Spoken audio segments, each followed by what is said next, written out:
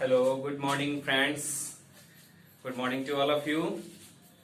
चलिए आज का नेक्स्ट क्लास हम लोग स्टार्ट करते हैं। पिछले क्लास में मैंने आप लोगों को बताया था कि कैसे एंटीबॉडी की मदद से हम कीटाणुओं से मुक्ति प्राप्त करते हैं, कैसे हमारा ह्यूमरल इम्यूनिटी सिस्टम यानी एडेप्टिव इम्यूनिटी सिस्टम में जो आपका एक टाइप देखा था हम लोगों ने एंटीबॉडी मेडिएटेड इम्यून सिस्टम, उसमें एंटीबॉडी ने मदद किया था हमारे डिफरेंट डब्ल्यूबीसी सेल्स को, ताकि वो माइक्रोब्स को आइडेंटिफाई करे, इजिली कैच करे और उसे डिस्ट्रॉय कर दे। आपको मैं एक बात बता दूं, हमारे शरीर में इतनी बेहतरीन व्यवस्था है, सेल्स यानी स्पेशल डब्ल्यूबीसी सेल्स वो भी कीटाणुओं को आइडेंटिफाई करके कैचअप करके किल करने का कार्य कर रही है। इसके अतिरिक्त हमने एक स्पेसिफिक सिस्टम भी देखा जहां हर एक वैरायटी के स्पेशल टाइप के कीटाणु के प्रति एंटीबॉडी बनाया जा रहा है और उस एंटीबॉडी की मदद से कीटाणुओं का खात्मा किया जा रहा है, उन्हें किल करने की कोशिश की जा रही है और अपनी बॉडी को प्रोटेक्ट करने की कोशिश की जा रही है। लेकिन आपकी जानकारी के लिए बता दूं, इसके बावजूद भी कुछ कीटाणु या कीटाणु बच जाते हैं हमारे शरीर में। हमारा इम्यून सिस्टम 100% परफॉर्मेंस नहीं दे पा रहा है, 100% कीटाणु को किल नहीं कर पाता है। तो बेहतरीन ढंग से यह कार्य हो सके, कीटाणुओं को शरीर से नष्ट किया जा सके, शरीर को प्रोटेक्ट किया जा सके, इसके लिए कुछ स्पेशल टाइप की ब्लड में पाई जाने वाली प्रोटीन्स हैं, वो भी वर्क करती हैं। हाँ, ये बात सत्य है कि वो जो है आपकी एंटीबॉडी की मदद से वर्क करेगी, लेकिन वो वर्क करती है और कोशिश किया जाता है कि शरीर का जो ये इम्यून सिस्टम है, जिसका मेन फोकस है कि फॉरेन पार्टिकल्स यानी माइक्रोब्स को शरीर से बाहर निष्कासित कर दे, उसे डिस्ट्रॉय कर दे और शरीर को प्रोटेक्ट कर दे, इस कार्य में हेल्प करती है। जैसे होता है ना कि हम लोग कोई कार्य कर रहे हैं और काम करते करते 75% हम काम कर चुके हैं, लेकिन अभी भी लेकिन रह गया है 25% के लिए। तब तक कोई आया और उसने वो 25% पूरा कर दिया, तो हम कहेंगे ना कि उस काम को पूरा करने में उस 25% का एक अहम योगदान है, वो उसे पूरा करा रहा है। इसीलिए कंप्लीमेंट का एक अर्थ होता है पूरक, जो अर्थ को पूरा करा दे। यानी कि यहां इम्यून सिस्टम का जो कार्य है वो 100% नहीं हो पा रहा था, इसके लिए ये प्रोटीन्स आती हैं और कैस्केड मैनर में वर्क करती हैं और वर्क करके आपके इम्यून सिस्टम की हेल्प करती है और कीटाणुओं से आपकी मुक्ति दिलाती है। तो आज उसी 20 डिफरेंट टाइप के प्रोटीन्स के बारे में मैं आपको बताने जा रहा हूं। वो एक सिस्टम ही है, एक अलग तरीके का सिस्टम है, जिसमें एक के बाद एक सीरम प्रोटीन्स एक दूसरे को एक्टिवेट करती हैं एंड फाइनली जो है पैथोजन को किल करती है। तो आज उस कंप्लीमेंट सिस्टम के बारे में मैं आपको बताने जा रहा हूं।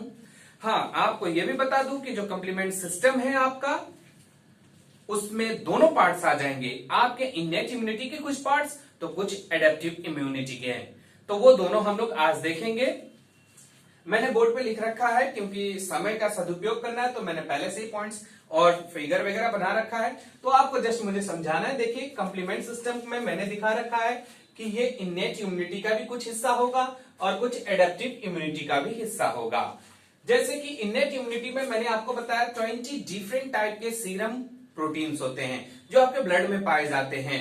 ये सारे प्रोटीन्स क्या होते हैं? हीट लेबाइल होते हैं, यानी कि हीट हाई टेम्परेचर पे वर्क करना बंद कर देंगे, तो ये हीट लेबाइल हैं। और एडेप्टिव में आपको मैंने बता रखा था एंटीबॉडी फॉर्मेशन।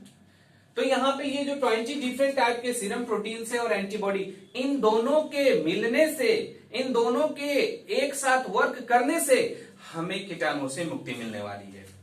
इसके अलावा मैंने बताया है, यहां पे लिख रखा है कि इन सबको स्टार्ट करना पड़ता है। मैंने बताया कि 20 डिफरेंट टाइप की जो प्रोटीन्स हैं वो कैस्केड मैनर में रन करती हैं। अब कैस्केड का ये अर्थ हुआ कि एक लाइन से 100 साइकिलें खड़ी हैं, आपने एक साइकिल को एक साइड से गिरा दिया, उसने दूसरे को, दूसरे ने तीसरे को, तीसरे ने चौथे को, इस तरह से सारे साइकिल्स जो एक्टिवेट हो गए और वो गिर गए।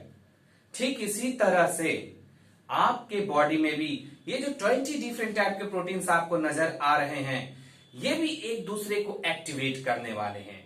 लेकिन सवाल बनता है कि सबसे पहला एक्टिवेशन कहां से होगा? फर्स्ट एक्टिवेशन होना जरूरी है। तो फर्स्ट एक्टिवेशन के 3 प्रोसेस दिखाए गए हैं, यानी ट्रिगर करने के लिए 3 पाथवे हैं। एक या तो एंटीबॉडी जाके एंटीजन जो कि पैथोजन के सरफेस पे पाए जाने वाला एक छोटा सा पार्ट होता है, लाइपोपॉलीसैकेराइड्स का भी बना हो सकता है, उसे इपिटॉप कहा जाता है, उस एंटीजन से वो बाइंड करे। दूसरा, formation of immune complex, immune system के साथ मिलकर एंटीबॉडी कॉम्प्लेक्स फॉर्मेशन करे और पैथोजेंस भी होंगे उसमें। और तीसरा, माइक्रोब्स के सेल मेम्ब्रेन पे कुछ कार्बोहाइड्रेट के स्पेशल सीक्वेंस होते हैं, उस पे जाके मतलब वो सीक्वेंस आपके एंटीबॉडी को अटैचमेंट साइट प्रोवाइड करे, जिससे कि एंटीबॉडी वहां अटैच हो जाए और कैस्केड रिएक्शन स्टार्ट हो सके। तो ये सारी बातें यहां पे हैं। अब मैं आपको वो पाथवे बताने जा रहा हूं। आपको मैं बता दूं, ये दो तरह से होता है, एक होता है एंटीबॉडी डिपेंडेंट और एक होता है एंटीबॉडी इंडिपेंडेंट। यानी एक पाथवे ऐसा है जिसमें ये प्रोटीन्स एंटीबॉडी की मदद से एक्टिवेट होंगे और कैस्केड रिएक्शन करेंगे और फाइनली पैथोजन को डिस्ट्रॉय करेंगे। और एक पाथवे ऐसा है जिसमें कोई एंटीबॉडी की आवश्यकता नहीं है, ये दूसरे तरीके से मैं आपको बताऊंगा, ये एक्टिवेट हो जाते हैं एंड देन आफ्टर ये वर्क करना शुरू कर देते हैं और पैथोजन को किल करते हैं। तो जो पाथवे में ये एंटीबॉडी का इस्तेमाल करते हैं उसे हम लोग क्लासिकल पाथवे कहते हैं, और जिस पाथवे में ये एंटीबॉडी का यूज बिल्कुल नहीं करता है और सेल्फ रेगुलेट होता है और कैस्केड रिएक्शन करके पैथोजन को किल करता है, उसे हम प्रोपॉर्डिन पाथवे या अल्टरनेट पाथवे भी कहते हैं। तो सबसे पहले मैं आपको क्लासिकल पाथवे दिखा दूं। मैंने आपको यहाँ पे एक बैक्टीरिया बना के दिखा रखा है और बैक्टीरिया के सरफेस पे सेल मेम्ब्रेन के ऊपर देखिए मैंने इपिटॉप बना रखा है। इपिटॉप क्या है? Antigenic determinant. ठीक है, वो क्या है आपका? उसी ऐसा साइट है जहां पे एंटीबॉडी का जो पैराटाइप होता है, आर्म्स जो होते हैं वो जाके उससे बाइंड करते हैं। तो इपिटॉप पैथोजन का और एंटीबॉडी का पैराटाइप, ये दोनों आपस में कॉम्प्लेक्स फॉर्मेशन करते हैं, तब जाके अटैचमेंट हो पाती है। तो आइए उसी के बारे में देखते हैं। और ये मैंने छोटा सा एक दिखा रखा है कि इसका साइटोप्लाज्म भी है, इसका जीनोम भी है, वो तो आप जानते ही हैं बैक्टीरिया में ये सारी चीजें होंगी। अब यहाँ पे देखिए, यहाँ पे क्या है? यहाँ पे दो एंटीबॉडी, देखिए दो पॉइंट्स हैं यहाँ पे। अगर हमारे पास, मैं आपको आगे बताऊंगा अगले चैप्टर्स में कि एंटीबॉडी जो होती है वो 5 प्रकार की होती है। एक होता है IgG और एक होता है IgM। वैसे तो 5 होती हैं, हम यहाँ पे 2 को फोकस करेंगे। क्यों? क्योंकि यही कंप्लीमेंट सिस्टम को एक्टिवेट करने का कार्य करते हैं।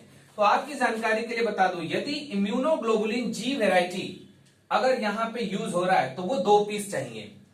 2 IgG एंटीबॉडी आके यहाँ पे एपिटॉप से पैथोजन के बाइंड करते हैं और नीचे जाके इन प्रोटीन्स को एक्टिवेट करते हैं। अगर IgM होगी तो सिर्फ एक ही पीस पर्याप्त है, वो जाके एपिटॉप पे बाइंड करती है और कंप्लीमेंट सिस्टम के प्रोटीन्स को एक्टिवेट करने में सक्षम होती है। तो मैंने यहां पे फिगर में IgG का दिखा रखा है। आप देखिए ये एंटीबॉडी है IgG और ये 2 पीस है, एक इधर है और एक इधर है। ओके, अब देखिए इसका जो ये नीचे वाला पार्ट है एंटीबॉडी का, इसको FC फ्रेगमेंट कहते हैं। इससे आपकी एक इंपॉर्टेंट मल्टी सब यूनिट प्रोटीन है। मल्टी सब यूनिट प्रोटीन मतलब उसमें कई तरह के सब यूनिट्स हैं, तब जाके वो कॉम्प्लेक्स प्रोटीन बनी है। उसमें है C1Q एक सब यूनिट जो 1 पीस है, और C1R जो है 2 पीस है, और C1S सब यूनिट जो है 2 पीस है। ये 5 सब यूनिट आपस में अटैच होती हैं और कॉम्प्लेक्स फॉर्मेशन करती हैं। तो आप देख सकते हो कि C1Q जो प्रोटीन है उसके पास में बाइंडिंग कैपेसिटी है। किसके लिए बाइंडिंग कैपेसिटी? एंटीबॉडी के FC फ्रेगमेंट के। ये जो नीचे वाला पार्ट होता है एंटीबॉडी का, इसे FC फ्रेगमेंट कहते हैं। तो FC फ्रेगमेंट से C1Q प्रोटीन बाइंड कर रहा है। जैसे ही इन दोनों के बीच अटैचमेंट होता है, एक कन्फर्मेशनल चेंज होता है, उसके स्ट्रक्चर में भी चेंजेस आती हैं, जिसके कारण उसका पड़ोस वाला जो सब यूनिट है C1R वो एक्टिवेट हो जाता है। अब मैंने बताया था साइकिल वाला कि एक को आप गिराइए तो दूसरा वाला ऑटोमेटिकली गिरे, दूसरा तीसरे को, तीसरा चौथे को। अब देखिए C1Q जो है एंटीबॉडी से बाइंड किया, अब इसके कारण C1Q के स्ट्रक्चर में चेंज आया, जिसके कारण C1R एक्टिवेट हो गया। देन आफ्टर C1R जब एक्टिवेट हुआ तो उसने क्या किया? C1S को एक्टिवेट कर दिया। अब ये जो C1S है ये एंजाइमेटिक प्रॉपर्टी बियर करता है, इसमें एस्टरेज एंजाइम की क्षमता है, ये एस्टर बॉन्ड को ब्रेक करने में सक्षम है। तो अगर C1S को C4 प्रोटीन मिल जाती है तो वो उस प्रोटीन को दो टुकड़ों में तोड़ देता है, एक C4A और एक C4B। वैसे ही ये वाला सब यूनिट C2 प्रोटीन को C2B और C2A सब यूनिट में यानी फ्रैगमेंट में ब्रेक कर देता है। ये जो है आपका C4A ये ब्लड में रह जाता है और दूसरे बायोलॉजिकल प्रॉपर्टीज फॉलो करता है, जो कि हम बाद में देखेंगे इस पूरे फिगर के बाद जब समझ लेते हैं। लेकिन C4B जो सब यूनिट है वो जाके पैथोजन के मेम्ब्रेन से चिपक गया। देखिए यहां पे 4B मैंने लिख रखा है, C4B मतलब C तो नहीं, C4B दिखाया है। 4B जाके बगल में मेम्ब्रेन के सरफेस से चिपक गया पैथोजन के। यहां मैंने इसको इसलिए दिखाया कि ये कॉम्प्लेक्स बनाते हैं और ये वास्तविकली कहां होता है, यहां पे होता है वास्तव में। तो आपका C4B और यहां से C2B ये दोनों जाके मेम्ब्रेन से चिपक गए और सिर्फ चिपके ही नहीं, ये दोनों मिलकर एक एंजाइमेटिक एक्टिविटी प्राप्त कर लेते हैं और उसका नाम है C3 कन्वर्टेज। इसका अर्थ है कि ये C3 प्रोटीन को तोड़ने की क्षमता रखते हैं, ब्रेक डाउन कर सकते हैं उसे।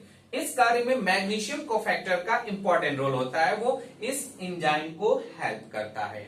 मैंने जस्ट बताया कि C3 को तोड़ सकता है, तो देखिए तोड़ रहा है, C3 को C3A और C3B फ्रैगमेंट में तोड़ रहा है। तो ये जो C3B होगा ये भी जाके यहां अटैच हो गया, किसके साथ, 4B 2B के साथ। तो अब ये तीनों मिलकर कॉम्प्लेक्स बन गए और तीनों में एक एंजाइमेटिक प्रॉपर्टी आ गई, तीनों मिलकर एक एंजाइम की तरह कार्य कर रहे हैं और वो एंजाइम है C5 कन्वर्टेज। C5 कन्वर्टेज जाहिर सी बात है C5 प्रोटीन को ब्रेक डाउन करेगा और C5 प्रोटीन देखिए C5A सब यूनिट फ्रैगमेंट और C5B फ्रैगमेंट में कन्वर्ट हो गया। अब ये C5B फ्रैगमेंट जो है ये भी इसके साथ जुड़ जाता है, देखिए मेम्ब्रेन पे अटैच हो गया है। अब इतना ही नहीं, जैसे ही C5B मेम्ब्रेन पे अटैच होता है वो प्लाज्मा मेम्ब्रेन जो है, ये जो बैक्टीरिया का मेम्ब्रेन जो है वहां के एक स्पेशल साइट को ओपन कर देता है जहां पे दूसरे कंप्लीमेंट फैक्टर्स आके आसानी से अटैच हो सके। वो क्या करता है, अनकवर कर देता है बाइंडिंग साइट, किसके लिए, C6 के लिए।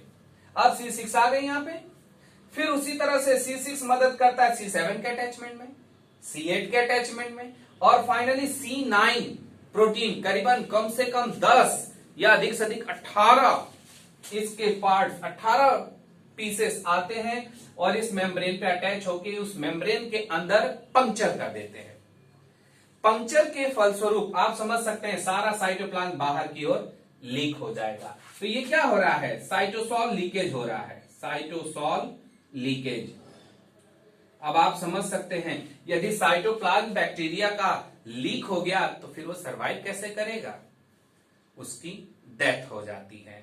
तो इस तरह से आपने देखा कि कैसे इस बैक्टीरिया को खत्म किया गया। खत्म करने वाली कंप्लीमेंट फैक्टर्स हैं। अभी देखिए ये जो मुख्य हैं 6, 7, 8 और 9 ये सब मिलकर क्या कर रही है, एक कॉम्प्लेक्स बना रही है और मेम्ब्रेन को फाड़ रही है, लाइज कर रही है। इसीलिए इनका नाम दिया गया मैक, मेम्ब्रेन अटैक कॉम्प्लेक्स।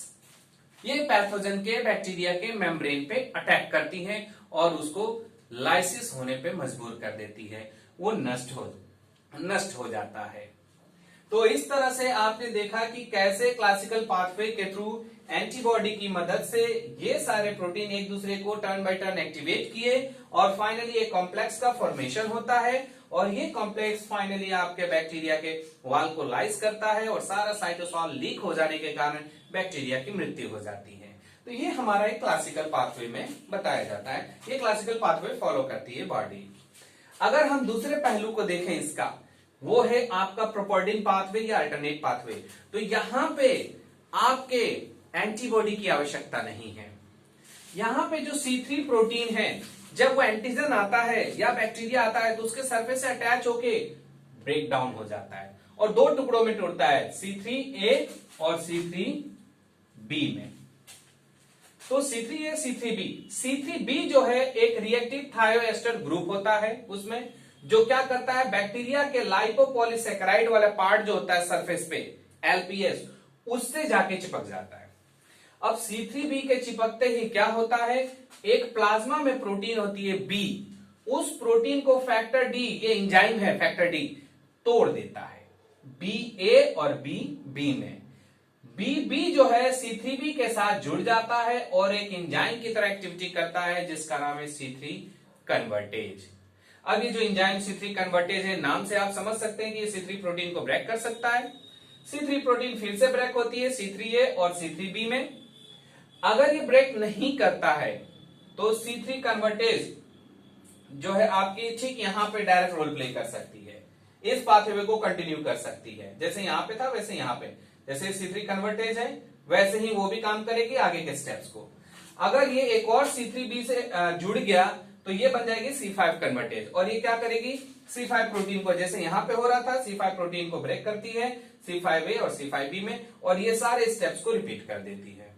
तो ये जो अल्टरनेट पाथवे है इसमें एक मोस्ट इंपॉर्टेंट बात है, वो है कि यहां कोई एंटीबॉडी का यूज नहीं किया गया है, और यहां पे इसका जो आपका पाथ है 5 से लेके नीचे का वो सेम चीज स्टेप होगा, रिपीट होगा। ओके, जो भी आपने यहां पे देखा स्टेप्स, क्लासिकल हो या आपका अल्टरनेट पाथवे, इसको 3 स्टेज में हम बांट सकते हैं। 3 स्टेज, जैसे पहला देखिए यहां पे पहचान हो रही है, जान पहचान हो रही है, तो इसको कहते हैं इनिशिएशन फेज, अटैचमेंट हो रही है। पहले यहां से लेके यहां तक अटैचमेंट का कार्य चल रहा है। देयर आफ्टर यहां पे तोड़ने का काम हुआ शुरू, तो भाई तोड़ने का काम एंजाइम्स करती हैं, तो C4 और C2 टूट गया है, तो यहां से लेके यहां जहां तक तोड़ने का कार्य हो रहा है, जैसे C5 तक तोड़ा गया है, C5 को C5A और C5B में तोड़ा गया, तो तोड़ने का काम यहां तक हुआ ब्रेकडाउन का, इसलिए ये क्या है एंजाइमेटिक फेज। और इसके बाद जो ये है ये यूनियन फेज है, जहां पे ये कॉम्प्लेक्स बन रही है ताकि बैक्टीरिया को किल किया जा सके, लाइस किया, इसलिए इसको अटैक फेज कहते हैं। ओके, तो इस तरह से आपका ये कंप्लीमेंट सिस्टम आपके बॉडी के इम्यून सिस्टम की बेहतरीन ढंग से मदद करता है, ताकि आपका इम्यून सिस्टम आपको बेहतर ढंग से प्रोटेक्ट कर सके।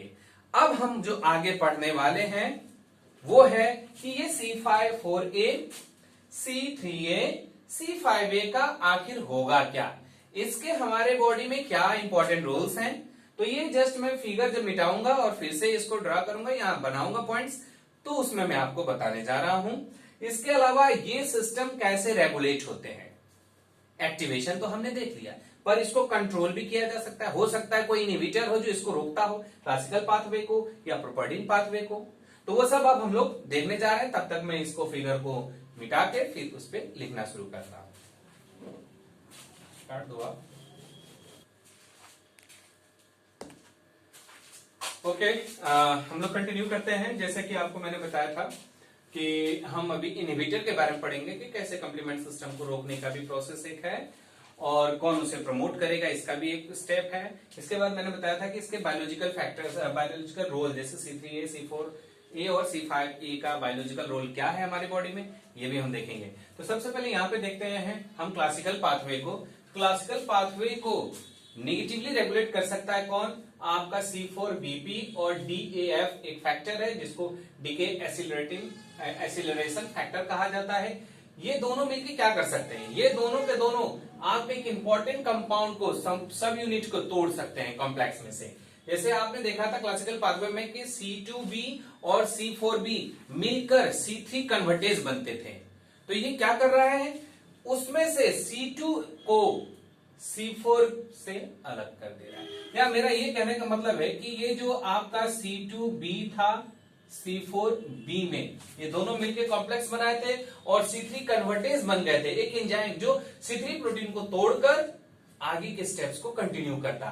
तो ये क्या कर रहा है, यदि आपका C2B और C4B आपस में अटैच हो चुका है, जैसा कि हमने देखा था इस तरह से, और ये बन गया था C3 कन्वर्टेज, तो ये क्या कर रहा है, C4BP या DAF प्रोटीन, ये आके इसको यहां से अलग कर दे रहा है। तब आप समझ सकते हैं कि अगर सिर्फ C4B सब यूनिट रह जाएगा तो वो कभी भी एंजाइम की तरह एक्टिविटी शो नहीं कर पाएगा, और जब वो एंजाइम ही नहीं रहा तो फिर आगे के स्टेप्स को कैसे कंडक्ट कराएगा।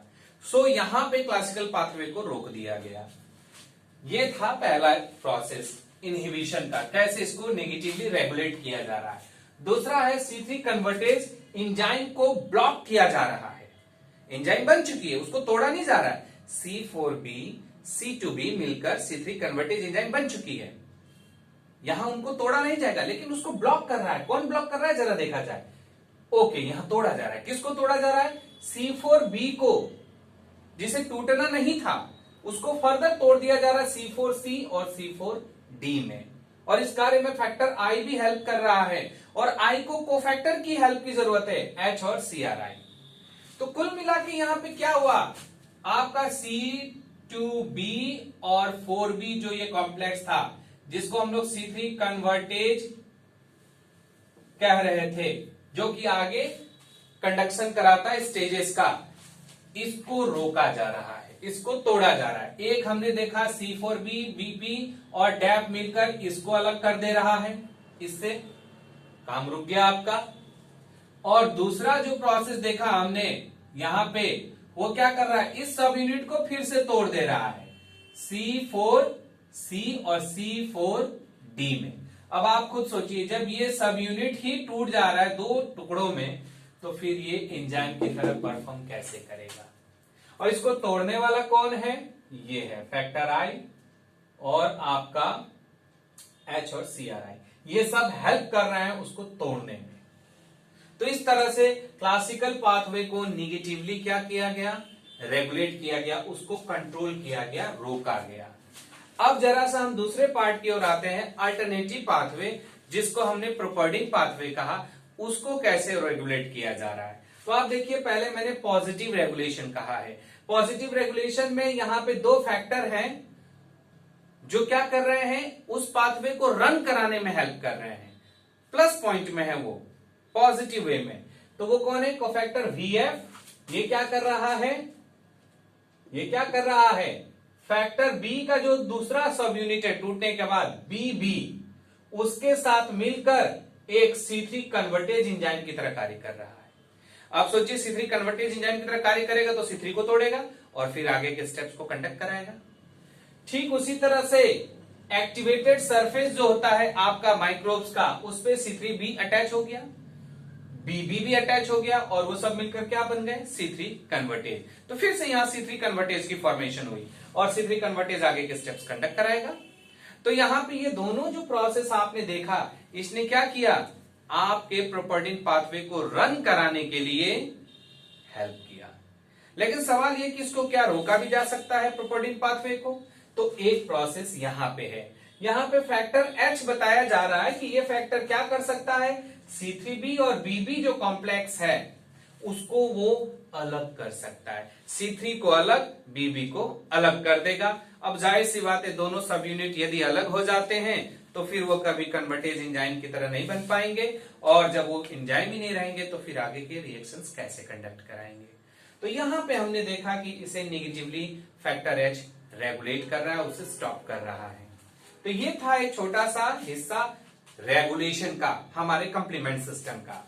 अब जरा हमारा जो कंप्लीमेंट सिस्टम है उसमें कुछ ऐसे ऐसे सब यूनिट भी बने थे एंजाइमेटिक फेज में, जिसके रोल के बारे में भी जानना कुछ जरूरी है।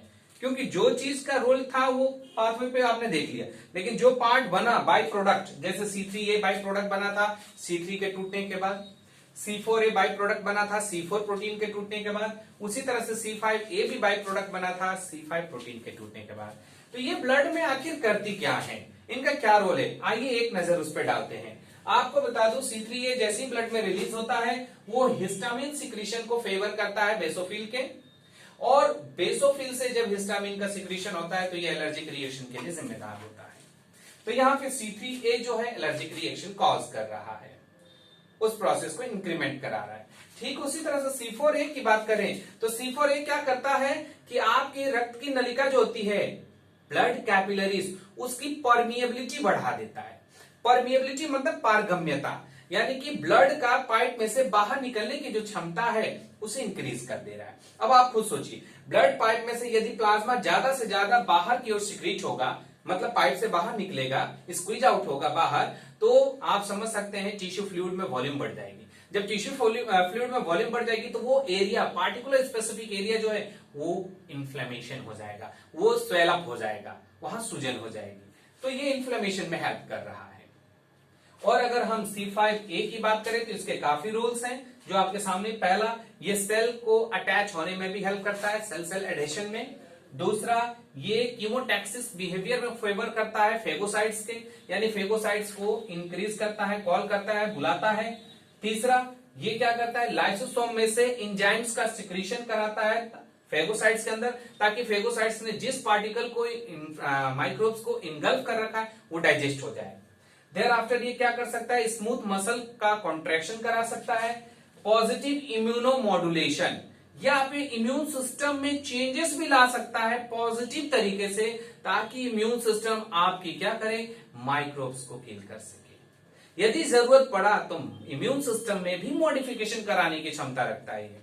इसी तरह से ये एडिमा में भी इंक्रीजमेंट कराएगा, और ये आपका हिस्टामिन मास्ट सेल से सिक्रीट करा सकता है। तो ये बहुत इंपॉर्टेंट रोल थे आपके C5A बाय प्रोडक्ट का। तो आज की जो क्लास थी, आज का जो लेक्चर था, वो खास तौर पे कंप्लीमेंट सिस्टम को फोकस किया गया। ऐसा कंप्लीमेंट सिस्टम जिसमें एंटीबॉडी की मदद से या उसकी बिना मदद से भी हमने देखा कि 20 डिफरेंट टाइप की जो प्रोटीन्स थी उन्होंने हेल्प किया और आपके बॉडी को कीटाणु से मुक्त कराने में सहयोग दिया। तो कंप्लीमेंट सिस्टम आपका इतना ही है। आज की लेक्चर यहीं पे हम लोग रोकते हैं। अगले क्लासेस में हम अगले टॉपिक के साथ में आएंगे, जैसा कि पहले भी सिलेबस में मैंने आपको दे रखा है। So thank you very much for attending the class.